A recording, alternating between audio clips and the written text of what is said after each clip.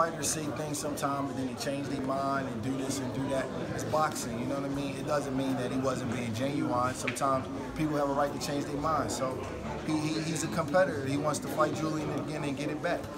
So I expect that. There was another fight that happened in the division probably like a couple weeks ago. Tony Harrison versus Jamel Charlo. What'd you think of that fight? That was a great fight. They was bumping. That was a good fight. I was impressed with both of them. Did you agree with the stoppage? A lot of guys been getting hurt lately, so I'm not going to complain too much. Only thing that looked weird to me was they let the other kid on the undercard fight. Like, they gave him every chance in the world, and they didn't give Tony the same chances, you know, and Tony was the champion. The kid was like a 6 or 8 round fighter. I can't remember his name. Balderas was his name. But they let him get up. He wobbled. The referee told him to step forward. He wobbled back. And they let him get more chances than Tony. But other than that, you know, it's boxing. Charlo was smelling blood. He probably would have stopped him anyway, so it's whatever, you know. It's not really my fight to fight. Jrock was talking about Rosario's ambition and that he sees that he's got a lot of drive in him. And he was talking about as well how he likes to stay humble and not, you know, he's a world champion now, but he's got more that he wants to achieve in his career.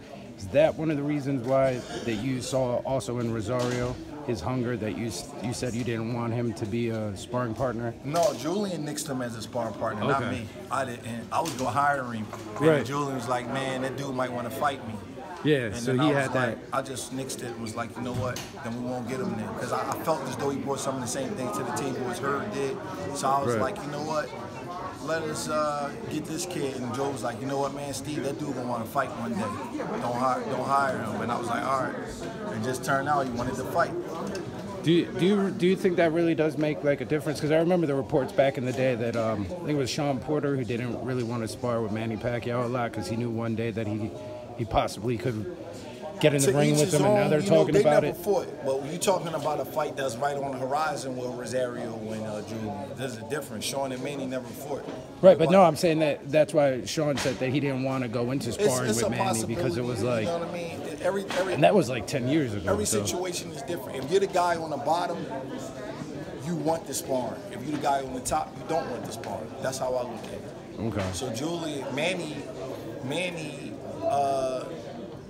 probably didn't. Manny has a happy-go-lucky attitude, but the guy that's climbing up, in my opinion, they're going to want to work because they got more to work for. They got a longer time because they're behind you, so they're working harder to get where you got to get. So if they know all the answers to the test, then it's a little bit different if you're the champion because you got more choices when you're the champion. Right. I saw Christopher Brooker is in here. He's been working with you guys in the camp, giving you work. What's it like for Jrock as a champion? I listen to Boots, and he's always talking about how he's getting a tough time, not only with opponents, but with even other Philly fighters. I know they've worked together in the past, but what's it like for him, though, as the champion, now the guy on top, trying to get that type of work? We can get sparring because we pay for it. Yeah. You know, Boots is a great fighter. Right. And Boots will knock you out in the gym, and he may not, I don't know what his budget is, but he may can't afford to pay the way Julian pays. Okay. You know what I mean? Once Boots become a world champion, because he's going to become a champion, he can pay these guys a lot of money. They'll get sparring, you know what I mean? If you pay them, people will spar you, you know what I mean? But nobody wants to get beat up and embarrassed for free. Right. Boots is a phenomenal talent, you know what I mean? So who wants to go get brain damage for free? You know what I mean? If you're going to do it, you want to get paid for it. Yeah. So that's probably what his dilemma is. But him and his pop, I got a lot of love for him. That's my man. Yeah. How did you get your start in boxing? I used to actually box down here when he first opened the gym, and then I went away and did some things on my own, and then I've always wanted to get back into it. I didn't fight professional or nothing like that, but just stayed in good shape and just sparred guys. You said Mac, Robert Hines, and stuff like that. And then a few years later, maybe like 2007-ish, I met Julian, we started talking. Around 2009, he asked me to start helping him out. Yeah, but you were one of us, weren't you? With boxing talk for a little bit. Don't deny it, man. Greg, I did a little piece. Come on, man, don't deny it. It wasn't that serious. How many fighters do you have currently? 5. All professional or a mixture between all amateurs? Professional. You don't do amateurs? I decided to do them. That's just what I have right now. Yeah, so if the right kid comes along, it's not like one of those. I mean, every professional was an amateur at one time. Yeah. So, yeah. You know how some trainers get. So at times they want potential in the kid. It don't matter if he's a pro or professional or amateur. Yeah. It don't matter to me. Yeah, I've seen you at the club shows too, working with guys, you know, on their way up and all that. So it's not like a. 3-0. Okay. So I don't. What's his name? Romeo Cruz. Oh, okay. Yeah, I know. All right. So it don't matter if I think that you got potential to be a world champion, I'll train you. Just that simple. Okay. When's the last time that y'all fought in Philly? Julian. Wow. Julian, you know, along with Oh, you I being mean, a kid. my local kids, they fight all the time in Philly. Right, They've never yeah. fought anywhere but Philly. Julian hasn't fought in Philly in, man, since maybe like 2011. Do you feel added pressure?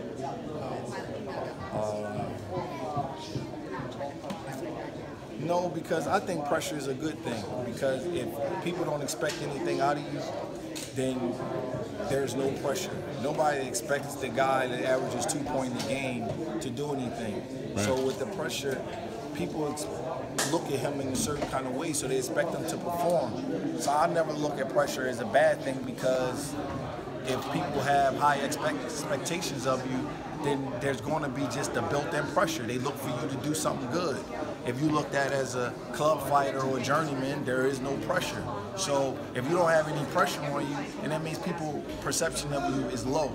So I don't really look at it in that kind of aspect. Now, Jrock was saying, and we touched on that earlier, how he's trying to stay humble and reach his goals and so forth, and not just be satisfied with all that he's accomplished already. But I know that in past training camps that I've been in, like with Miguel Cotto, when he made that transition into world title, there was like a confidence that came with it. And then especially after like the Shane Mosley fight in '07, he went from being someone who you saw as like a pound for pound type to, okay, this guy's like the upper elite echelon. Have you seen that transformation in Jrock yet? I saw the transformation actually the last camp.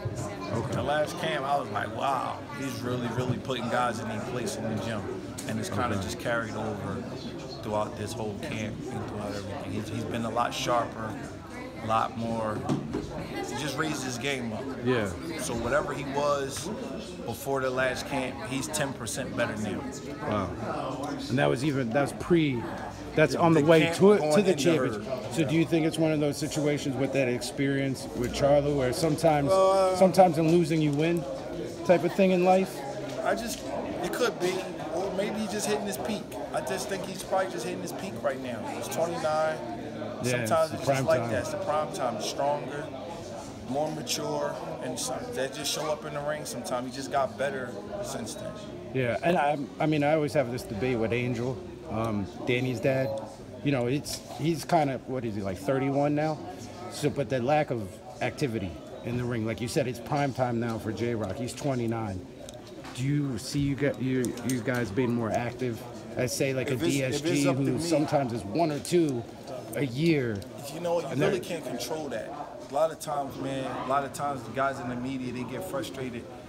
They don't understand the business side of boxing. If I could Right. fight him, Not just media fans. I mean, you know yeah, that. but the media.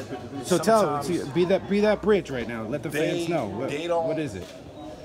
a budget is put out, Okay. and you only going to make but so much money because your contract states what it states. So when the network pays for a certain amount of bouts, or they have a certain amount of money put to the side, you're not going to make $5 million 3-4 times a year anymore. Yeah. So people don't understand that, and they get mad and they start saying, well, this guy and that guy is ducking. They don't understand. Do you really think the more you fight, the more money you make? You really think that he got 2 kids? You know what I mean? He wants to be a gazillionaire. The more he fight, the more money he makes. Do you really think he don't want to fight? It's not his fault if he don't fight. We call all the time, yo, we ready to go. It's just the way that the system is set up. For at the championship level, you fight 2 times a year. And the people get frustrated, but they don't understand. I would love for him to fight 3 or 4 times a year. But you can't. Once you start making a certain amount of money and you get into that high 6-figure category, you can't do it no more. It's not up to me. It's just the way the structure of boxing is right now. What about this? So you're saying the days of taking less just to stay active, that's you're not going to do it because you already reached a certain and then you'll blow bracket. a fight. Then what are you going to do? You'll blow a fight. Right. So what are we going to do? Fight in January against, okay, for example, okay, we signed to fight the winner of Charlo Harrison, right? This summer.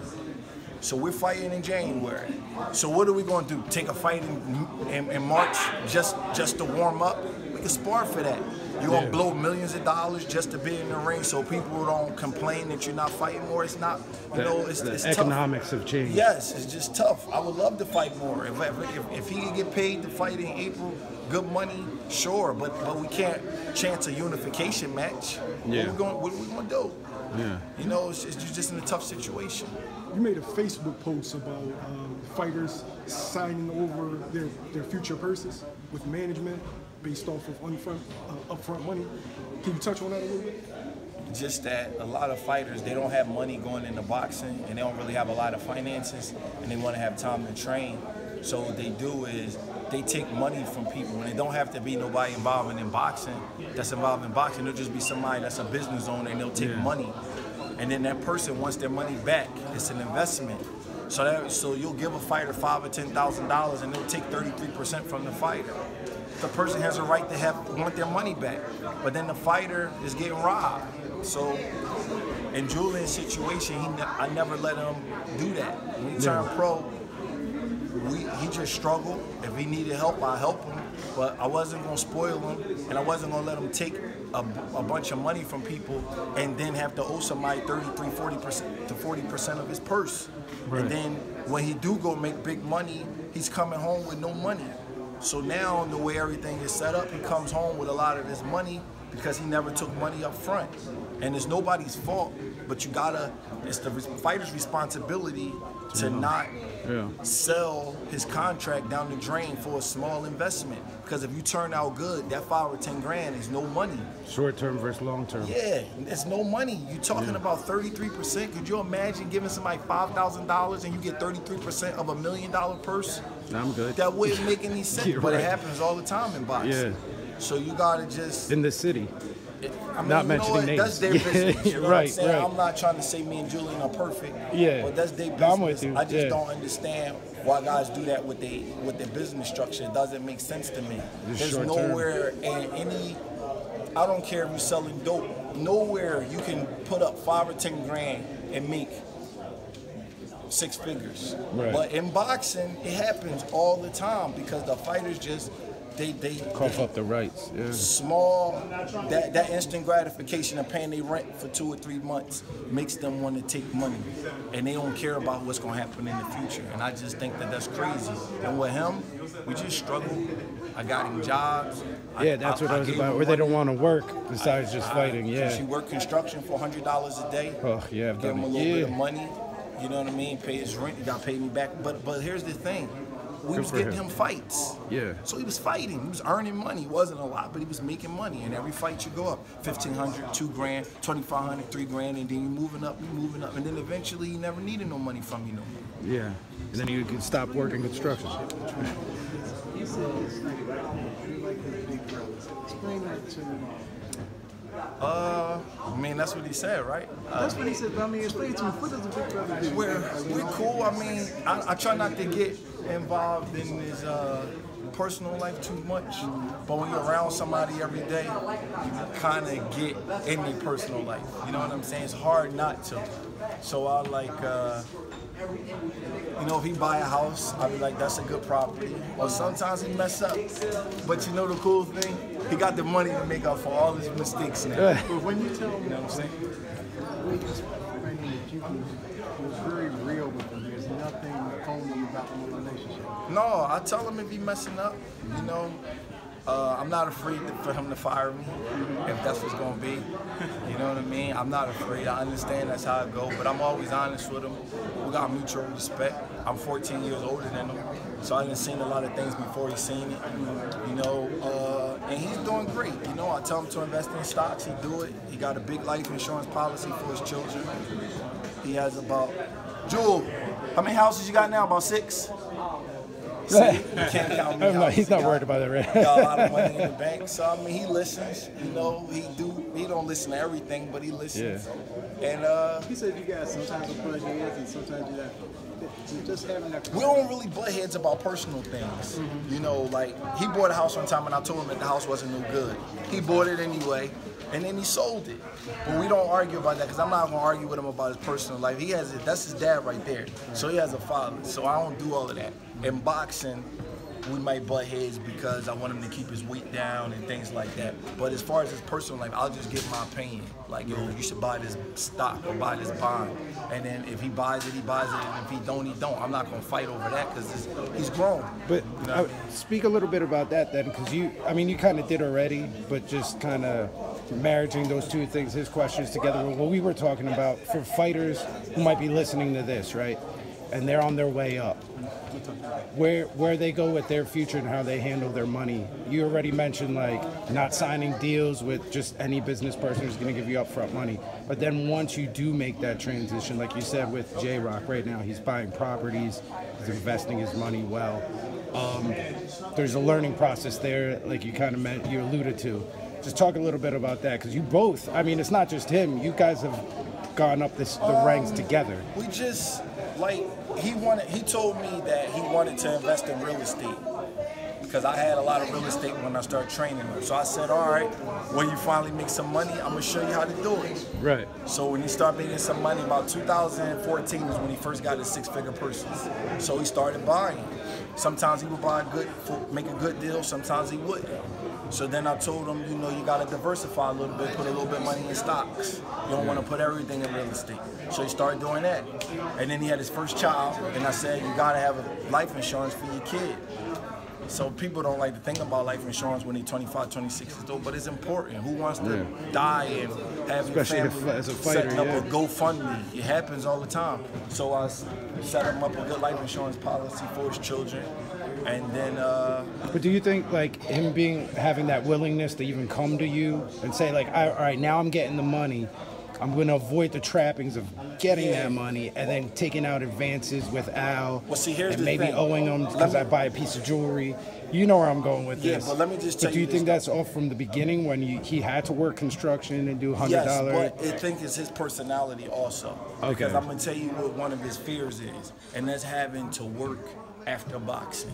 Who wants to spend all his time in boxing, they have to get a 9-to-5 job?